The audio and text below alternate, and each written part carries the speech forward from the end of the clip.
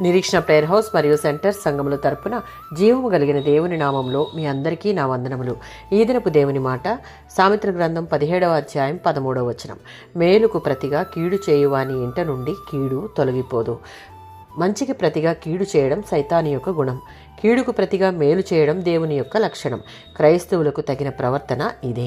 109వ సంకీర్తన 2-5 చరణాలలో దావీదును తన శత్రువులు ఎన్నో రకాలుగా ఇబ్బంది పెట్టినా, ద్వేషము, పగను, నిందలను మోపినా దావీదు వారిపై ప్రేమను చూపాడు. అందుకు ప్రతిగా వారు ఇంకనూ అధికమైన పగను పెంచుకున్నారు.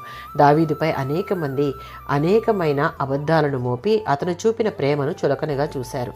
స్నేహానికి ప్రతిఫలంగా దావీదు మీద పగబట్టారు. చేసిన మేలుకు ప్రతిగా కీడును చేస్తూ ఉన్నారు. బాధలలో ఉన్న విశ్వాసికి సహాయము, బలము, ఆదరణ దొరకగల చోటు దేవుని యొక్క సన్నిధి. అది ఎప్పుడూ అందుబాటులో ఉంటుంది. దావీదు దేవుని సన్నిధినే ఆశ్రయించి ప్రార్థిస్తూ ఉన్నాడు.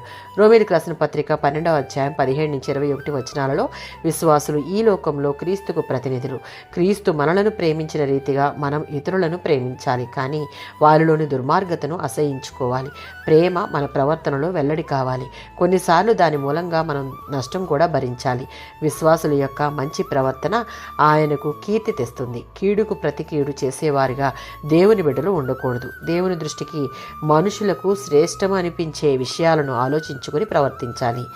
ఇతరులకు మనం చేసినటువంటి మేలుకు ప్రతిగా వారు మనకు కీడు చేయుటకు ప్రయత్నించినా సరే సాధ్యమైనంత మట్టుకు సమాధానము కలిగి ఉండుటకే ప్రయత్నించాలి తప్ప కీడు చేయకూడదు. వారు చేసిన దానికి ప్రతిఫలం దేవుడు వారికి ఇస్తాడు. ఇది ఎప్పుడు సాధ్యమో అంటే దేవుని ప్రేమ మనలో నిండి ఉన్నప్పుడు. ఆమేన్.